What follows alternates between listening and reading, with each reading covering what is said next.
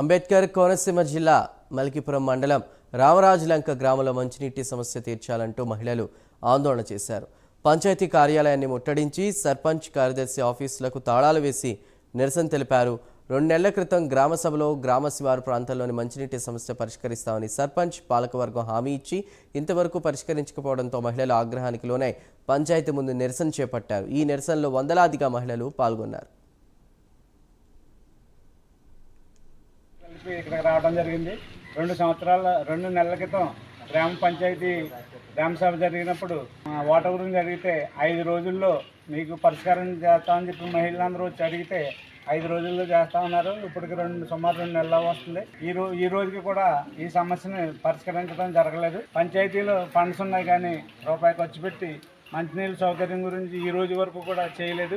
దాని మీద మహిళలు ఇబ్బంది పడి కిలోమీటర్ దూరం వెళ్ళి నీళ్లు తెచ్చుకోవాల్సిన పరిస్థితి వస్తుంది. ఆడవారు తెచ్చుకోలేని స్థితిలో ఉంటే మగవారు ట్యాపుల దగ్గరికి వెళ్ళి నీళ్లు పట్టుకునే దుస్థితి గ్రామంలో ఉంది. 15th ఫైనాన్స్ లో 20 లక్షల సుమారు డబ్బు నిల్వ ఉంది అని గ్రామ సభలో చెప్పారు. 20 రూపాయలు కూడా తీసి ఖర్చు పెట్టకుండా జనాన్ని ఇబ్బంది పెడుతున్నారని చెప్పి ఈ రోజున మహిళలందరూ కూడా పంచాయతీ దగ్గర రావడం జరిగింది. వారికి సహకారంగా మేము రావడం జరిగింది. పంచాయతీ సెక్రటరీ కానీ సర్పంచ్ గారు కానీ ఈ విషయాన్ని ఈ రోజు వరకు పట్టించుకోకపోవడం మహిళలు ఆందోళన చెంది పంచాయతీ దగ్గర రావడం, పంచాయతీకి సంబంధించిన సిబ్బంది ఎవరూ లేరు. ఫోన్ చేయగా సిబ్బంది రావడం జరిగింది. ఈ మహిళలు నిరసన తెలియజేసి పంచాయతీకి తాళం వేయడం జరిగిందని ఈ విషయాన్ని మీడియా ముఖంగా నాయకులకు అందరికీ తెలియజేస్తారని తెలుసుకుంటూ సెలవు తీసుకుంటాం.